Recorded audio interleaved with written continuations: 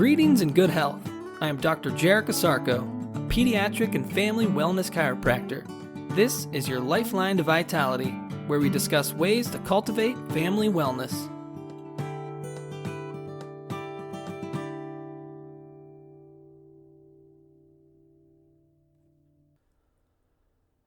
Hello and welcome back to another edition of your Lifeline to Vitality. Today, let's answer the question, does Dove deliver? A new line of Dove products is making claims to nourish a baby's microbiome. This claim should bring up some questions as a consumer. I feel a lot of times companies will glob on to the newest health buzzwords that are circulating through the culture at the time to sell a product. Whether it's organic smart water, gluten-free eggs, or non-GMO toilet paper, salespeople learned ages ago that science sells. So labels and ads often use scientific terms, quoting the Harvard Medical School. I'm not saying that the words and concepts themselves, such as organic, gluten-free, and non-GMO, are not beneficial health choices, but they need to be scrutinized properly if they are to be considered a viable addition to the product they are attached to. I think it's important to research any and all health claims that are touted by a company who sometimes is more interested in the bottom line than the health outcomes of their products. So before delving into if these Dove products work and how, let's unpack some terminology. What is a microbiome? On your skin and in your body live trillions of different bacteria, fungi, parasites, and viruses. Now before you go and run for the nearest hand sanitizer or antibiotic, realize that these germs coexist with us in a healthy symbiotic relationship. Half of the cells that are found in and on you are not your cells at all, but are in fact thousands of different microorganism species. When we break down the word microbiome, we see that micro means small or minute, and biome means a major ecological community, such as a rainforest, grassland, or desert. Just how a tropical rainforest is made up of thousands of different organisms working in harmony with each other to ultimately benefit the whole environment, your own human cells form an ecological community with different bacteria, viruses, fungi, and parasites to benefit the human body. New scientific research is now labeling the microbiome as a supporting organ of your body. The research is showing how the microbiome supports and promotes a lot of our human functions, such as digestion and immunity. What I find most fascinating about the microbiome is that the microorganisms that make up the microbiome are completely unique for each person. Your microbiome is different than my microbiome, similar to how your fingerprint is unique to you alone. The external microbiome is first initiated during our delivery as we travel through the birth canal, and then the internal microbiome is first established through the drinking of our mother's breast milk. This first exposure is completely dependent on the microbiome found in your mother. As we develop, so does our microbiome develop through different positive or negative environmental, dietary, and stress responses. The microbiome consists of both potentially harmful microorganisms and helpful microorganisms. A higher population of the bad can lead to negative effects of sickness and susceptibility to disease processes. In a healthy or balanced microbiome, a symbiotic relationship occurs between all the good and bad microbiota, and health can be maintained. The scale can be tipped in the negative, though, through different poor dietary choices, compromised immunity, stress, antibiotic overuse, and other over-sterilization procedures. Ways to promote a healthy microbiome is to eat and consume probiotic and prebiotic-rich foods, beneficial stress coping mechanisms, and decreasing the use of general antimicrobial products, to name just a few. The details surrounding the microbiome is new, but the overall conversation of nurture, nature, environmental, hereditary, or soil seed when it comes to health and disease is not. Nurturing the soil of the environment might be a newly accepted concept of the mainstream medical community, but it is nothing new to chiropractic. Quoting Dr. B.J. Palmer, while other professions are concerned with changing the environment to suit the weakened body, chiropractic is concerned with strengthening the body to suit the environment. Before answering what a prebiotic is, it would actually be better to define what a probiotic is. A probiotic is a microorganism, usually either a bacteria or yeast, that is beneficial for the body and its microbiome. These good microorganisms help maintain and improve the other good microorganisms in the body. The greater ratio of good to bad bacterium help keep the proper balance of the microbiome. This healthy balance comes down to real estate. If the good bacteria are in higher numbers, they will take up more space on the skin and in the digestive tract, thus preventing the bad bacteria from overpopulating. For example, let's say you take an antibiotic one day when you feel sick. Antibiotics are designed to kill any and all bacteria they come across by disrupting their cell wall and DNA structure. As of yet, there is no such thing as a probiotic-sparing antibiotic. So as the antibiotic passes through your digestive tract, a large percentage of the bacteria, both the good and the bad, get wiped out. This now creates a two-pronged problem. The majority of the more aggressive bad bacteria have started to create an immunity to the antibiotics. They have learned through their fast reproduction rate to strengthen their cell walls so the antibiotics can't penetrate them. So as the antibiotic passes through the digestive tract, killing off their bacterial real estate competition, they survive unscathed. They now have more space to repopulate and spread their domain. This throws off the normal balance and can create not just illness, but disease. I will expand on this further in another podcast in the future, but a majority of illnesses we take antibiotics for are actually viral in nature. Antibiotics don't affect viruses at all. So what is a prebiotic? Prebiotics are the nutrients for the bacteria of the microbiome. Prebiotics are usually high in fiber and act as food for the human microflora. Foods that are high in prebiotics include oats, barley, onions, garlic, and asparagus. Prebiotics help improve the balance of the microbiome by keeping the good bacteria fed, alive, and healthy. Does the lotion and body wash from Dove actually nourish a baby's prebiotic skin? When we define the word nourish, we see that it means to maintain, support, and feed. The old adage of you are what you eat can also be said of your skin. Nourishing or feeding your skin the right ingredients will determine the wellness of your skin.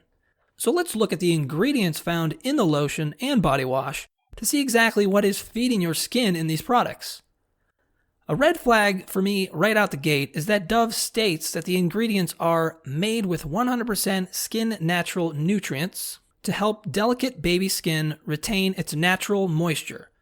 The phrase skin natural nutrients has an asterisk attached to it that reads, "Our nutrients are identical to those found naturally in the skin." So their ingredients are identical to those naturally found, but aren't actually naturally found on the skin.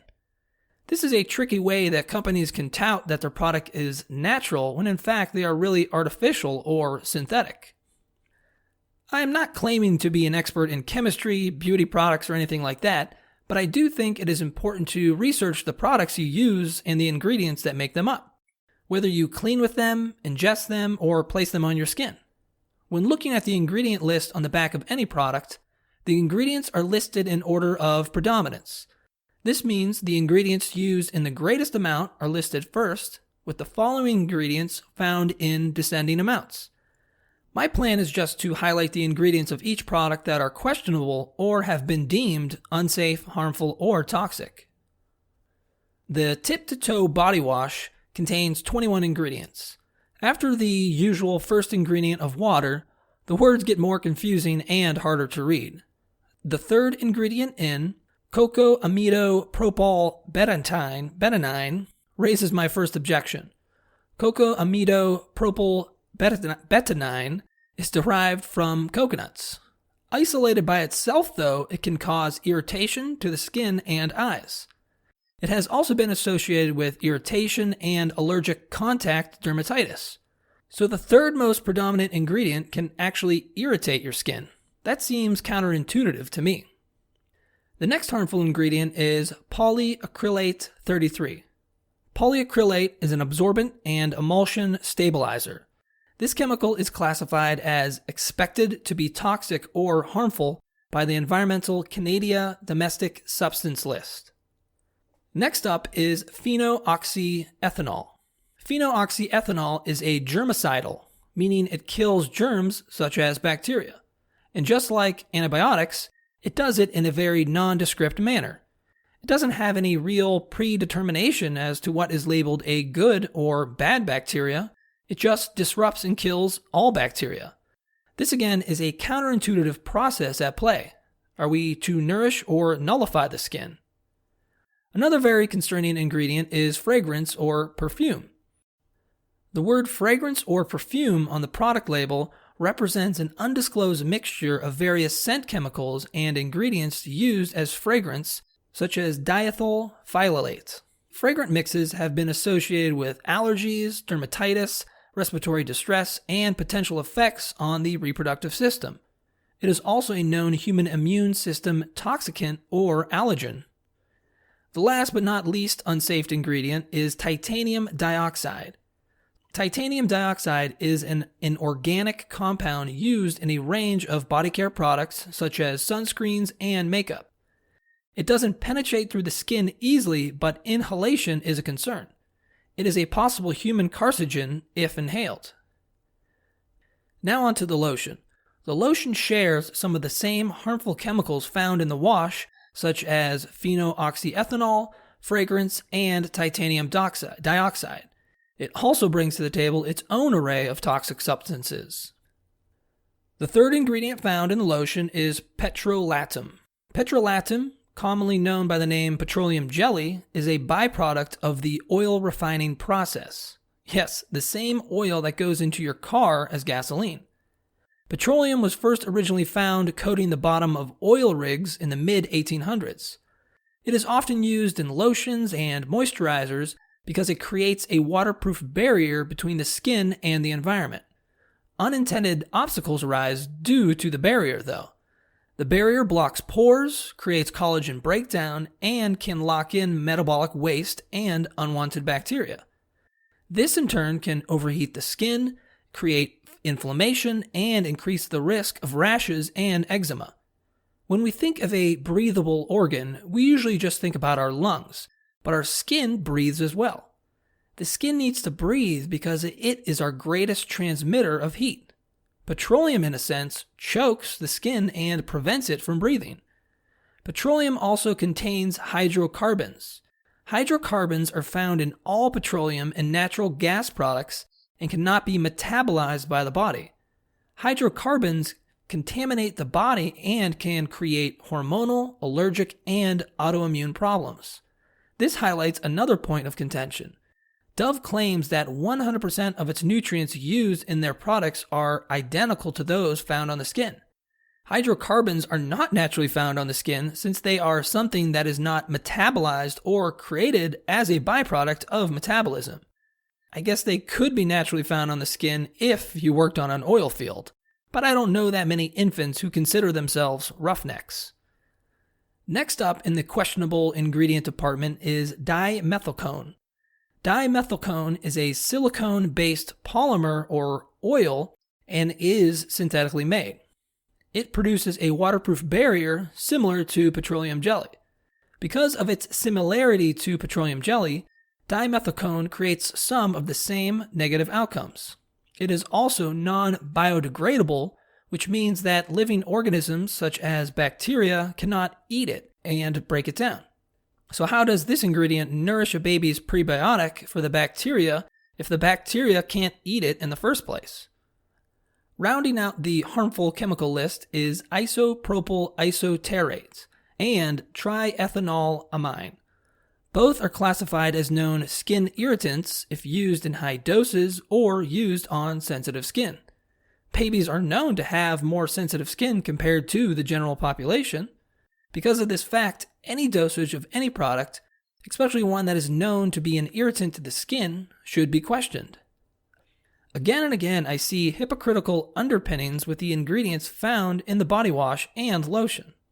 From Dove's own website, they try and answer the question, how can a body wash help care for your skin microbiome? And their answer, 2 words, gentle cleansing, because being gentle to the microbiome starts with being gentle to the skin. That means using products that respect the skin's pH and its microbiome while you wash. We've got you covered. All Dove body washes are formulated with 100% gentle, sulfate-free cleansers and are mild to skin pH as water. So you'll get beautifully nourished, soft skin while respecting your skin's microbiome. So, does Dove deliver on its claims? In my opinion, it does not. I fail to see how either the wash or lotion can nourish the microbiome in any way, shape, or form with all the illogical ingredients I presented. For my research, I didn't find ingredients that maintained, supported, and fed the skin, but rather ingredients that irritated, inflamed, and destroyed the skin. Putting in flowery words and phrases such as gentle and respecting your skin doesn't negate the fact that some of the ingredients in these products actually agitate and disrespect the skin. I want to conclude by saying that it's not my goal to shame or badmouth anyone if they are using these products or similar products on your children. My job is not to tell you what type of body wash or lotion you should be using as a parent on your child. How you maintain, support, and feed your child's skin, body, mind, and soul is your business. My intention, though, is to provide information on topics that can affect health outcomes in either positive or negative ways. Healthy choices are important, but only when you know exactly what you are choosing.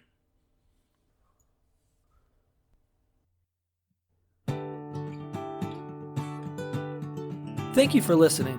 For even more information on how chiropractic can benefit you and your family, please check out my website, ohiospecific.com. That's ohiospecific.com. Until next time, remember to keep your head cool, feet warm, and your mind busy.